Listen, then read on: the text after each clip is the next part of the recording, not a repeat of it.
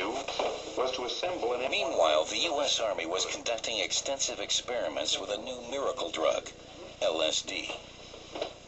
Here, for example, a soldier was expected to assemble a rifle while under the influence of the hallucinogen.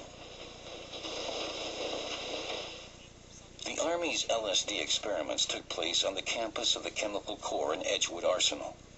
The scientists who worked in these laboratories in the early 50s, and who collaborated closely with Frank Olson, were looking for new hallucinogenic substances. They hoped to find a way to use the drugs on the battleground.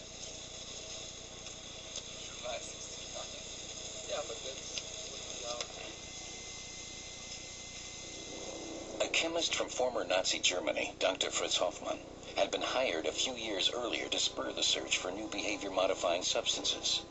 Immediately after the war, he courted the Americans, seeking to ensure a job in the United States. There was an interest in the U.S. during that time in looking at mood-altering drugs, from LSD to nucleomethylbenzolate and other possible mood-altering drugs. Fritz was interested in that area as well. Several weeks later, on a windy...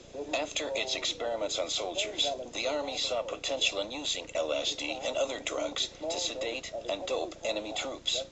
In short order, it would be possible to conquer territory without a fight.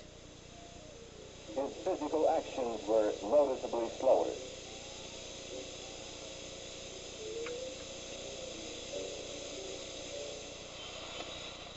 A short time later, the CIA begins conducting its own LSD experiments in the bohemian New York neighborhood of Greenwich Village on Bedford Street.